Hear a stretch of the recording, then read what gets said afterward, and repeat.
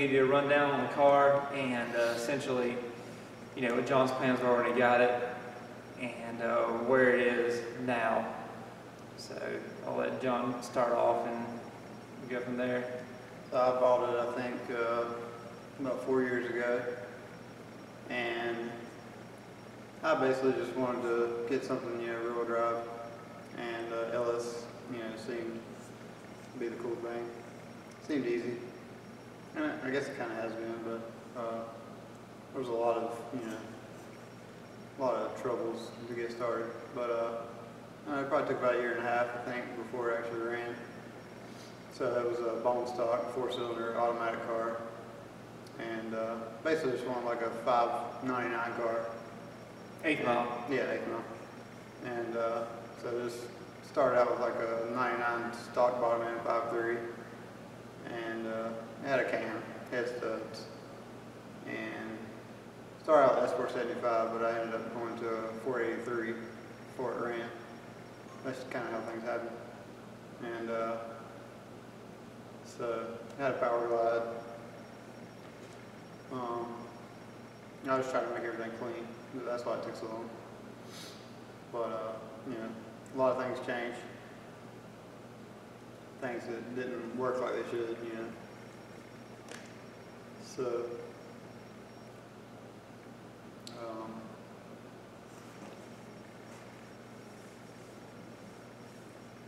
so there's been a whole lot of changes, you know, from now to then, or then to now. But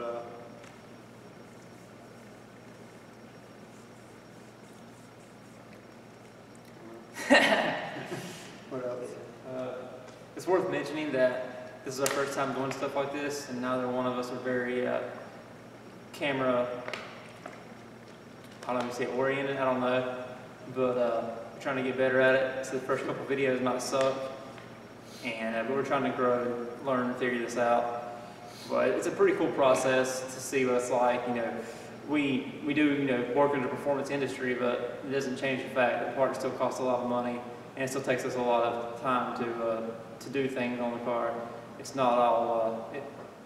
Some people may say, oh, it's easier because you have a shop, but at the same time, having a shop doesn't grant you all the tools and stuff. You know, it still costs money to get the tools to be able to do things. And also it's 11:30 on Tuesday. Yeah, it's currently 11:30 on Tuesday, and it's taken, you know, we had plans to start. We started filming this series probably a month and a half, 2 months ago, and we're just now getting to the intro for the first video to show you guys. But I got sidetracked. I forgot what I was talking about. What I was getting at, it's a pretty cool. I mean, it can be a cool process and very, very tiring, exhausting, piss you off at one another and stuff like that, because it does get stressful at times. You know, you're at the track, you only got so many minutes between rounds, some worse than others. If you have an issue, you're trying to check things out. You know, John likes to make sure everything on the car is safe as far as suspension goes, and nothing's backing out, nothing's cracking, you know, stuff like that. And I check over the tune and usually try to read plugs between rounds. And we just stuff like that. And look for obvious issues the best we can. I hope that we don't have anything pop up on the next run. Because, you know, I would rather get drugged than I would lose because I did something stupid and left a plug wire off, or, you know, ran out of fuel or something like that. In the end, that's my thought process. But as John said, it took about 1.5 years to get the car going, and you know, had some bugs here and there, but that's part of it. You know, you try to do things one way, and sometimes, you know, how you think it's going to work out doesn't, and you know, it is what it is. Not everything is the internet fairy tale of all perfect the first time. I had been wanting to build another car, and eventually I asked John about if he wanted to double team up on his, because by that point he already had a 10-point that, you know, we had already put it in there, and so we'd already done a lot of work to go on the car together, but it was his, and of course I didn't mind helping, since he always helped me on my stuff. But I ended up asking that, and that's kind of where it started this next transition. When once again, we ended up changing the turbo kit, doing some stuff like that to a forward-facing setup, doing air to water, getting rid of the cheap air to air. Ended up having the air to water core leak and hydrolock and kill the motor. So we took it apart, had another, was it another block laying around, or the same block? I can't remember. I tried to think of it before. Either way, We put a bunch of stuff together. I think it's We going to... reused the pistons though. Yeah. That's what got us. Yeah, we reused the pistons after it had hydrolock, which is a terrible idea in hindsight, but we were in a hurry and we just wanted to try some new things out. We were trying to make the cut. Yeah, we're also trying to make World Cup finals. We knew a stock motor wouldn't be okay for World Cup finals, but we were just trying to get there. We already had started a built motor, built engine, however you want to say it. This is the Forge 5.3. We were starting to collect parts for that. So anyways, we threw a bunch of stuff together. I think it was a 4.8, and got on the dyno. We swapped the pistons out. So we swapped the pistons from the 5.3 that got hurt from the leaky intercooler core, which we also fixed, and then swapped the pistons out. Got that motor together, and we made a couple pulls on the dyno. And we thought we had a lifter ticking, which I think they were LS7 lifters, so sometimes they can be finicky. We're like, oh hell, we'll roll with it. Go to the track. I don't think I had a burnout limiter set back then. So I did the burnout like 8,000 RPMs because we were turning the 4.8 pretty high. And I think it was a 4.8 that the water got, so it had a 5.3 in it now. That's what it was. Sorry, we're going back and forth. It's been a few years. But, and did a burnout, and made it about it knocked the tires off, got back in it, made it about mid-track, and it literally just shot oil all over the windshield. And then rolled some smoke out the exhaust, cut it off, towed it back to the pits. We didn't have a golf cart or anything back then, so they drove it back there for us. And went to hit it again, and it just kind of and we knew it had flung a rod. So ended up getting it back home. I think we pulled the valve covers off, and there was chunks of metal on top of the heads. Yeah. And I don't know if we pulled the heads off that night or not. I can't remember. But eventually, we got kind of lucky in a sense that nothing came through the pan or anything. But it did. They trashed the heads. Yeah, trashed the heads. And what had happened was when it had hydrolock in the previous engine, which this is obvious stuff I know, but we were in a hurry and I was being stupid, so it's largely my fault on that. It must have cracked where the wrist pin goes, and of course, once it had some RPMs behind it, it's all it took. But so we just expedited the 5.3 at the machine shop. Got everything there, took them a block, and got them doing their thing. Had this, had a stage 2 turbo cam at the time, which I think got hurt. Yeah. We got a little damage, so John sold it for like $100 on one of the LS Sloppy Mechanics. So, and I think one of the lobes got chipped or something, I don't remember. But we switched to BTR stage 3 turbo cam, did TFS 220 heads, because of the thicker deck, and we just did some K1 rods, pistons, and BTR spec Wiseco 3.8 bore pistons. So king bearings, manual pump, did all that, and we were still trying to make Cup with it, but World Cup, when we say Cup, that's what we mean. World Cup finals up in Maryland, up in Mechanicsville, import versus domestic. Trying to make it that year, and just got together, and once again, just really never had time to do anything. So we got back to Maryland, figured out some more issues, and went to the track the first time with it, and we had the 14 gear in it, still leaving, I think at the end it was 3,800 RPMs, like 8 pounds, and this was with the S483, no, 88, S488. So it's a forced induction S488 with the 96 turbine. And we go out, we come off the trans brake the first pass at the local track, Shadyside Dragway, and it about drug the back bumper. The first time the car ever did anything like that. So for once we were like, holy crap, this car is on something. The rest of the day was a spin fest because we were learning, making too many changes at one time, and just not being patient enough, and really not knowing, because we went from a car that made like in the 6s that I swear wouldn't fall out of a tree, to one that's probably making at that point around 1,000 or more, trying to figure out how to make the suspension work. So it's a big old step for two guys who come from front wheel drive racing. Ended up, I think that day we went like a 560 at 132, like all over the track, or 580 at 132. Sliding, because it was just, you know, track was kind of cold. This is in the middle of November. It's kind of cold, and here we are on radials that were kind of ball, I think. And but anyways, whatever. It's still 132, which is cool. So it did his first ever wheelie, went 132 in the eighth. We're like, holy crap, you know. So we go back 2 Sundays later, put on a lighter trunk, cut some stuff out of the factory, say the trunk lid, cut some stuff out of the factory trunk, and ended up first pass off the trailer. Change the gear too. That's the only thing to do. Yeah, that was a big thing. And go to leave, I felt the car kind of come up, and I was, of course, nervous about the wheelie, so I chopped it and shifted to second by accident. And still, you know, it went like I remember slowing down, like, okay, you know, whatever, same as the last time. But it's taking a little bit longer to slow down this time. And at the slip, it was like a 520 and 140. We're like, holy crap. And then the rest of the day after that, knocked the tires off some more.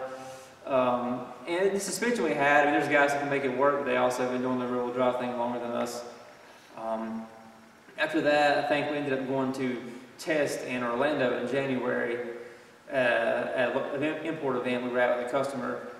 And we got down there, and we couldn't do anything there but knock the tires off.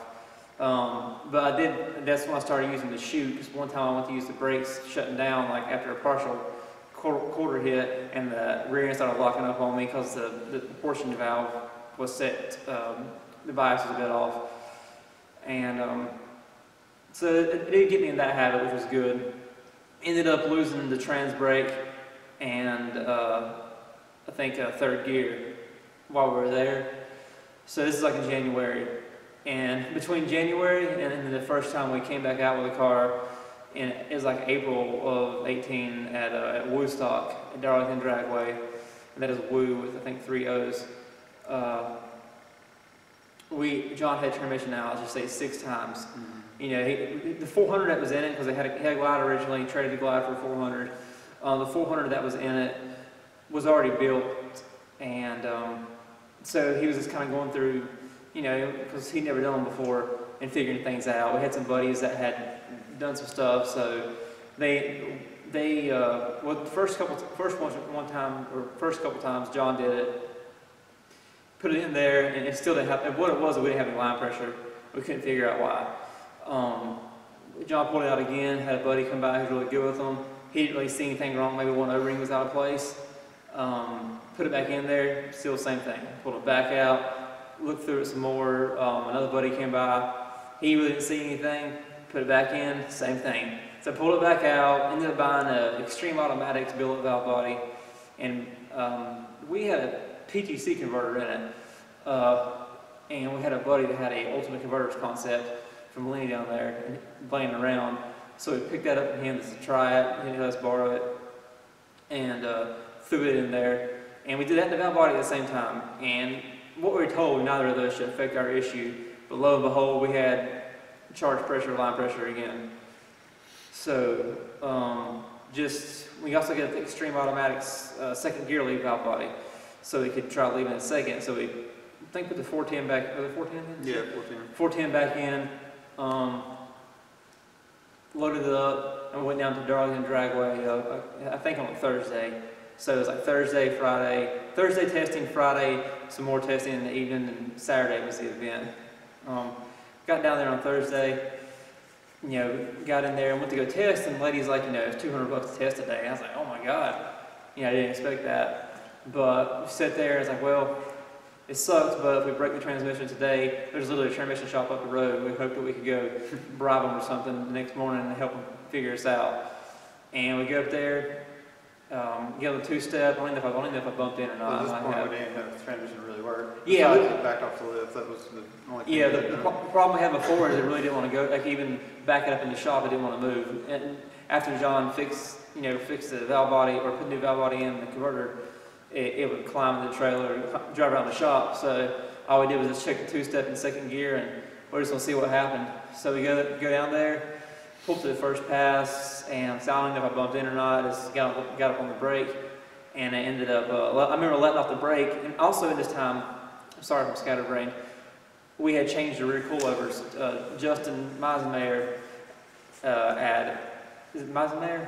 Yeah, I think, I don't know how you pronounce That's good enough. it. 2JM Fab. 2J, just a 2JM Fab, yeah. He had specced some rear coilovers for stock location at the time. And so we went up there first pass, and it went like a 5.0 at 142. We were like, holy, crap. And I'm trying not to curse a lot. I either say a lot worse words than this.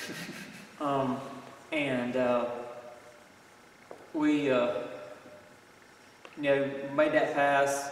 And I think that weekend we made like 11 or 12 passes total, and the 5 of them hooked, but every single one was a 5.0. And like what we were fighting was the converter slipping. And I'd throw more power at it, and it would maybe pick up 1 mile per hour, like 4 pounds of boost. And but that's what we were trying though. We ended up going back to the shop after that weekend, which we were pretty happy still. Before it didn't hook in 12 passes, much less 5 out of 12 or 5 out of 11. So it was pretty cool to have that. And we made it to the second round of the small block boost class. And we got to buy the first round, but whatever. Made it to the second round, and came home and started looking at everything. We had a transcooler off of it. We ended up putting a transcooler back on to jack the charge pressure up and help us with converter slip. Because at the time, I don't think we had a regulator. I don't remember, but it doesn't matter. But I don't think so. But that and one thing we had discovered after Orlando was that we had a lot of thrust play. Just to backtrack a little bit. So we just honestly, we just rolled with that the whole season. I think one time I noticed oil pressure drop a little bit during an event. Nothing substantial. It was like 10 or 15 psi, which I guess could be substantial. But we just ran that event and changed the thrust bearing out. We dropped the oil pan, take the center cap off, and just knock the thrust bearing out and put a new one in. But anyways, that part aside. So after that, went to Farmington, and we ended up going 149 miles per hour there on a pretty hot day for what it was. And that was pretty cool too, to see the car's potential. And at that point, we had set the traction control up because we were still learning, we were still figuring stuff out, and we also knew the track might be hit or miss. We made it to the semifinals of that race, ended up having the throttle cable pop off, which ended up plaguing us to think about. It actually got us earlier that day too, maybe 2 or 3 times that day. Yeah, it was a couple times. At least 2, maybe 3. And we thought we had it fixed every time, and then getting to the semifinals, and it kind of goes back to what I said earlier, I'd rather get a drug than lose because of something dumb like that. But it's a parts breakage, had to get off the line. So ended up doing that, and then I think at that point John switched to a different throttle cable. Yeah, switched back to a stock Fox body. Yeah, it had a different one on there, so switched to a stock Fox body one. Sometime after that, I don't remember how much longer, we ended up going down to House of Hook, Carolina Dragway, which is like a 4-hour drive. Like for us, you pretty much drive we're in like lower side of middle North Carolina. You drive down to the very top of Georgia and take a left turn back into South Carolina. And we drove down there and get down there, and it's a private rental. But we were just trying to get more data on the car, and there could have been some stuff in between. I just don't remember. But that ended up being the night that we first went 490s. We finally figured out with this 5.3 in second gear, especially, you got to leave. It's a decent RPM, and honestly, I think we're about 200 RPM off. Ended up doing that, and the car went its first 490s, and it was like, well, like 2 up that night, 2 high 490s, but they're like 143, 144 mile per hour. So that got that 4-second monkey off our back, which we say it like we've been doing it for years, but it's like this. At any point, like if you go 520, you want to go 5 teens. If you go 5 teens, you want to go 5 O's. There's never seems there's never a point of happiness, which is why this hobby is so ridiculous and takes all your money and time, because you pretty much always want more. I almost envy people that can be content, but for me, I just don't think that way. So what was really even after? I mean, we were in a lot of events last year. Local track, Shadyside Dragway, like every other Thursday, weather permitting, they had like a local 704 list. We got on the list the first night pretty easily. The second time, some people didn't show up, and within like 2 or 3 weeks, we made it to the top of the list, and we ended up going #1. I mean, the guy we beat for #1 was certainly faster than us. He just blew the tires off. We kind of blew him off up top, but I think it's got out of the groove is what happened. But no matter what, whatever, we won. So that was kind of cool was to do that right away. The rest of the year, we never really got back to #1 because, I mean, it's like I said, the guy was faster than us. We never dropped below second until. Yeah, we never dropped below second until we had the wreck, and then that's if you fast forward a little bit, went to Streetcar Takeover in Orlando, not Orlando, what the hell, Charlotte ZMAX, and ended up that night. It was a long day. We had 2 customers there, and we didn't get to even test the first time until like maybe one test hit about 6:30 or something like that, and we didn't get to actually start our class till 9:30. And I remember I was just like beat. It's stressful too. It's a lot of anxiety. It's hot too. Yeah, it was very hot, and also like I always have those pre-race jitters. So like for the first pass or two, I'm just super like anxious and just ready to get over with. And always, like I swear, like if it's a hot day and I shut the door, like I get claustrophobic just because I just need to get that first pass out of me so I can relax. But ended up going to Streetcar Takeover, made it all the way to the finals of the small tire class, which is awesome.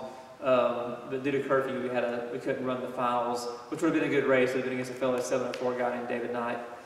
Another guy who was #1 on the list, named Derek Reynolds, and so small block Ford car. It's he always says it's a lot of junk. Don't let him fool you. But nonetheless, we won like $1,800, which was pretty awesome. Ended up using that money to buy a billet output shaft and aluminum drum for the 400. So apparently the drums were bad for blowing up. I really didn't know that while I was turning 8,000 RPMs with one. I finally told him. He told me, so I was like, maybe I should do one. So did that and got a wing for it too. But the wing course didn't come in for a while. Ended up A week after that? Yeah, he literally, so we won the money. Now, nothing that's worth noting, because I kind of forgot about this. We did a big wheelie, I think, Oh, yeah. 2 weeks before ZMAX That was at Piedmont. In Piedmont, and we blew the front struts out. John had, the pass before, it blew the tires off.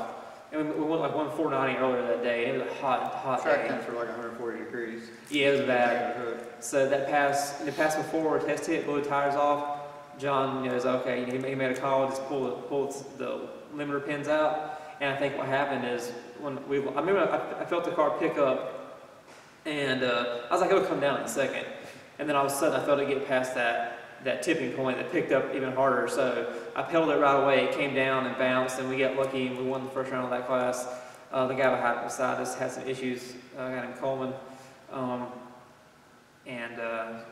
But what happened, we noticed when we got back to the pits, there was like some crap all in the fender wells. And we got to looking at it, and we realized the front struts had blown out. And I think what it was when the car picked up, since the struts literally just ripped the guts out of them.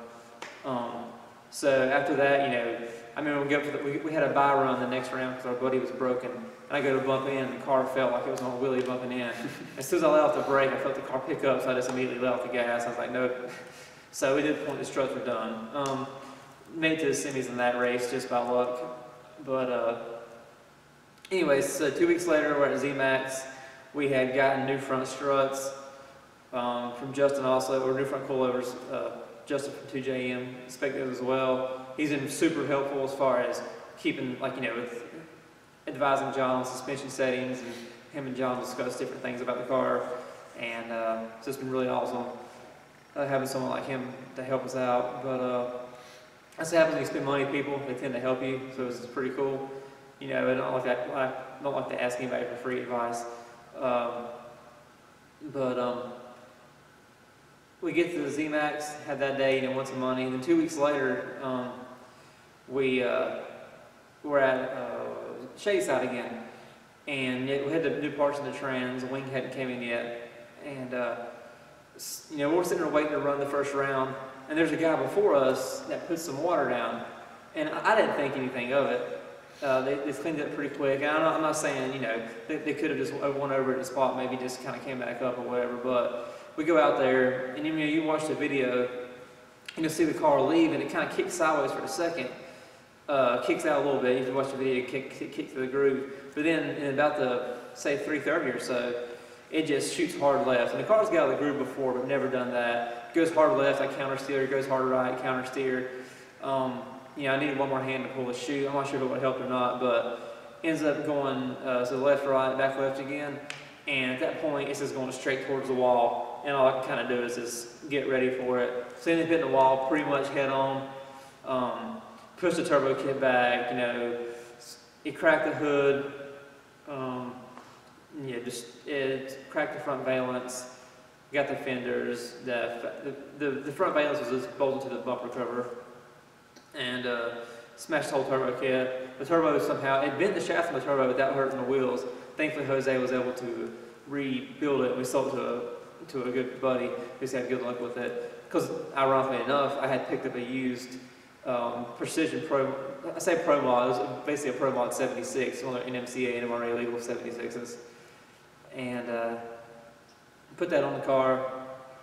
I was going to put that on the car, but they ended up wrecking. So we built a whole new turbo kit, basically around that turbo. Took about a good month and a half or 2 months. And, a lot of sacrifices elsewhere. Switched going methanol. We run fuel injector clinic 1650s on Night Red. We just got another set of their 1650cc injectors. And hit up Robert Eddy at AEI Engineering, got his mechanical pump set up. We wanted to keep it somewhat streetable, so we kept the surge back there, or the sail back there, and put a surge. We built a surge to go up front, the fender, that we feed from a 044, and the surge feeds the mechanical Indurail 110 pump. So 417 did the intake manifold conversion. Since they already had a kit with rails, I was like, let's go that route. Save us a lot of fab work and time and figuring things out, because we had enough fab work to do already. Ended up tubing the front at the same time, took this in Fox body, so if you carry a front office, not a big deal. Our buddy Sammy, he had a whole front clip laying around as far as fenders and bumper go. So got that from him.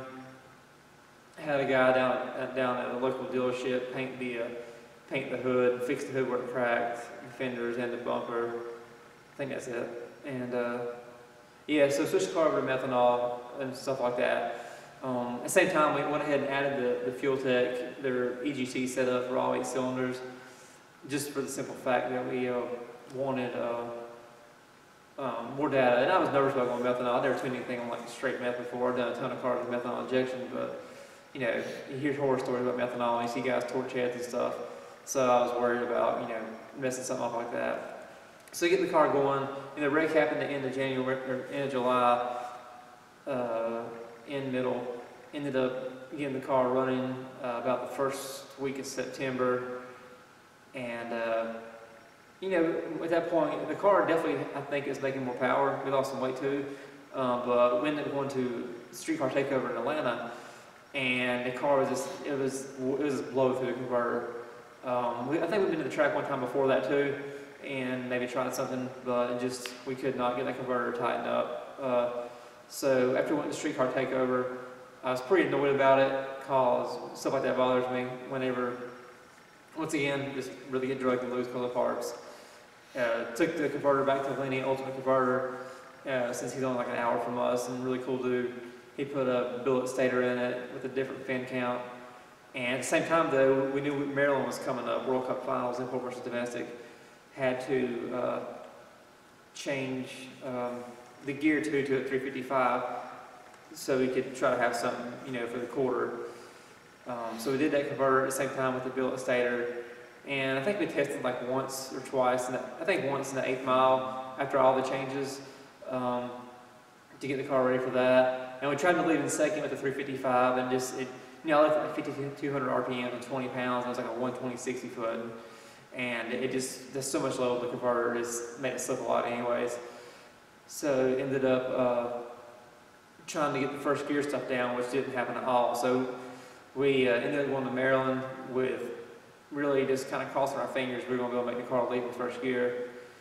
Get up there, first pass, it was like at 8:30. I let off early just because the first time we'd ever ran that car, the car much past the 8 mile. got some data. Next pass went a 765 at 180. And you can see in the video there's a big puff of smoke on the end. And I noticed that too. I get back to, I get back to the little turnaround. I look at the car when I'm picking the chute up and see a bunch of oil underneath it. I'm like, yeah, must have blew the remain seal out.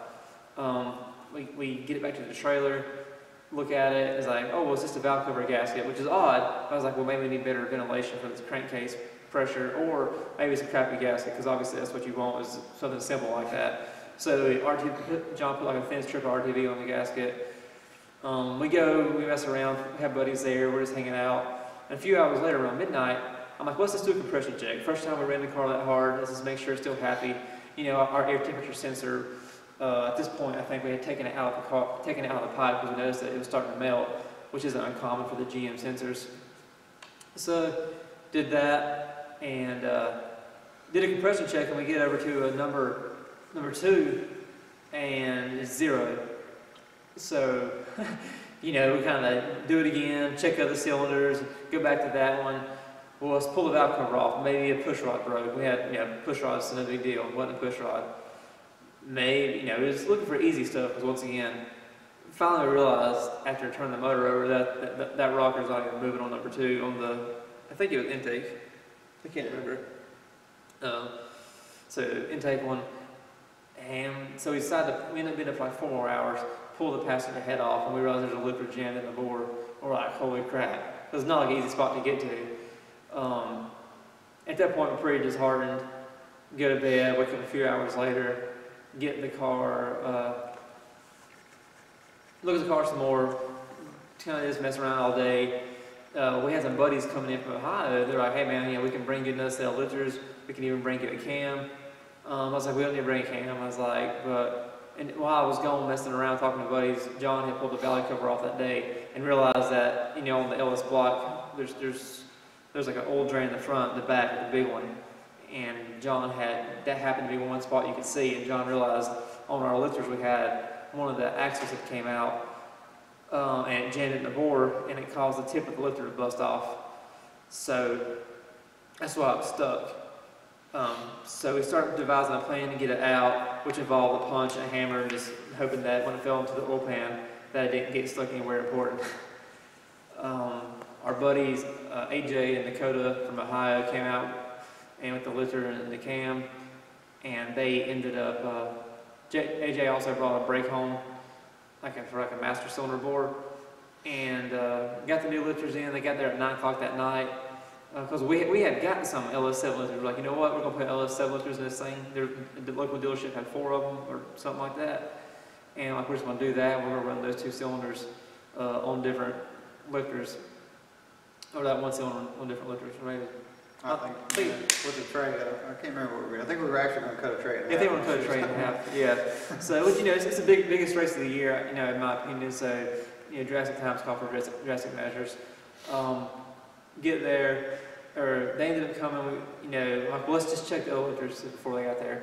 So we start pulling other lifters out that are exposed on the passenger bank, and we got other ones, I think John knows, you could just push on the axle when it was starting to come out. We're like, Jesus, man. So we popped the other head off, and find more lifters on their way. So we got lucky we didn't trash anything more, but ended up with 14 out of 16 were getting ready to come apart. Yeah. One had came apart. Yeah, so the odds were looking good. AJ gets there, we start putting them in, notice the lifter bore is tight on 2 of the lifters, uses brake home to clean the bore, clean the bore back up and make it to where the lifter operates smoothly. In the process, I lost some material on the brake home, because there's little oiling holes in there, and those things will catch your brake home. Did that, ended up getting the car going like about 4 o'clock that morning. Not to mention, I spent an hour and a half taking the oil filter off. We had forgot the filter wrench, and it was like super late, so there was nobody to ask to get one. And I was furious. I had to keep my cool because I couldn't do anything about it. Because I tried to use a screwdriver to stab in the filter and twist it, and just literally just ripped the filter off the flange. So I think I ended up using a Ziz wheel, because we had brought the small air compressor, and slightly cutting into the filter piece, and then taking a hammer and knocking it apart so it loses tension on the threads. And stupid, but whatever. Got it going at 4 o'clock in the morning, 4:30, and we're like, cool. So we go up there for the first pass the next day, and it ends up trying to wheelie on us with, I only left a couple hundred more RPMs, which maybe 200 more RPMs, and so that ended up being kind of a border run. Went there for the next round of qualifying. Tried to wheelie again. I expected it. Chopped the throttle and shifted at the same time. I went a 760, like 187.8. It was like a 122 60 foot. So it's pretty exciting to see. That worked cool. The mile per hour is pretty high. This thing should, if we can keep the front down, this thing will go 30s, 40s, at the slowest, and it should go 190 plus. Ended up later that day, we're trying to run again. Well, somebody ends up like spilling their guts out on the track while we're like waiting in line. So we ended up not getting to run that night, which would have been some really good air. So the next day's eliminations, we get there for first round. I see John like bend down to kind of look at something, but I didn't realize what he was doing. And I was like, okay, well, whatever. We get up there, and I do the burnout, and I start hearing something like raising hell. And I look at the oil pressure, and it's just got, a 30, 60 PSI spike. It looks terrible. I was like, man, I revved it up, and then of course, followed that. So I'm like, we're done. Kill the power, push it back, and that was our World Cup Finals 2018. I was we ran X275 versus Hot Rod, qualified 15th with, I'm sure the cheapest motor in the class. I was super happy to even make the field considering the kind of, monsters we had to go against. And even though we were, based off qualifying, a second off, number one, but it was cool experience. We get it back home, tear it apart the next day, and we find spun number one bearing so bad that the rod cap had deformed, or the big end had deformed. Number two was spun as well. So yeah, so that's then we knew the car obviously went a lot faster than we thought it would, and we had some downtime to think about things and decided to do, update the cage. It had a 10-point in it that John had bought, I think, from Wolf. And but this time, we didn't want to, Wolf stuff's good, but it's expensive. So I have a bender, so I was like, man, let's just do it ourselves. So we got the material. I bought an NHRA SFI book and looked at what we needed and ordered a bunch of material and just jumped in there and started crossing my fingers that I was getting stuff right. And we closed for the week of Christmas and New Year's, and basically for the whole week straight worked on the car close to 12 hours every day, minus like the actual holiday of Christmas. And it took every single minute of every hour we had to get that chassis work done. But chassis, we're not super fast at it like some people. And not only did we do that, we did the cage. We went from a 10-point to a funny car enclosure with a roof X and X the rear down bars, X the door bars, to narrow the rear end. Mini tubs. So there was a lot of work involved. Both reworked the whole rear cage because it was in the way. Yeah, had to redo that, yeah. So there wasn't just a simple bolt in affair and go. But it was cool, it's cool when it's done, but until it was done, it was annoying. Also, had to move the coilovers inboard, had to make some brackets for that. I mean, there's just tons of little things that took forever. But we got all the chassis work done. Ended up, what else? We sold the Fuel-Tech 500, and I'm a Fuel-Tech dealer, so they sold us a 600 for a cool price, for being a dealer and for being racers. So I did that, bought the adapter harness to keep our 500 harness. And also John, he'd rewired the car a couple times, and over the years you get better at doing stuff and you want to do it again. So basically rewired the entire car again, I think. Mm-hmm. And we added a few more sensors from the Fuel-Tech too. Just because, more data, the better. Also before we had a race pack, leash controller and leash bump box, both work great by the way, but we just wanted to integrate everything into the Fuel-Tech. The race pack worked great too, but we ended up just doing the Fuel-Tech controls, boost control solenoids and their heavy-duty relay, and of course use a 600 for our display and shift light and everything. So that was what happened this winter. As far as the engine, we still got our iron 5.3 block, that's what we had last year. It's half filled. Now we've got an unfilled aluminum 5.3 later. It's a later Gen 4 block, so it's got the Siamese board, 3.8 bore steel. We bought 2 new rods and we got the old crank fixed, but we went ahead and bought a new crank just to play it safe. And same heads, but I talked to Nick at Brian Tooley Racing, and they did the cam for us. He did another cam for us and revised the specs a little bit based off the data I had. And they also did their chamber softening and valve job on the Trickflow 220 heads. So, yeah, I think the car this year, based off little data we've got so far, it should be a lot faster. But we'll hopefully get to find out here soon with a good track that we can really lean on it hard and keep the car where it should be, in the middle of the lane the whole way. But yeah, so this video may seem a little bit out of place because I want to put this at the very first video, and like I said, we started recording stuff like you'll see us when we get the engine and everything back a month and a half ago, something like that. But that's what happens when you're busy and forgetful. So yeah, you think I missed, John?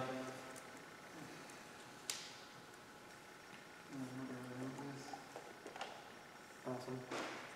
Yeah. All right, guys. Well, that's it for now. I'm sure you'll see a lot more.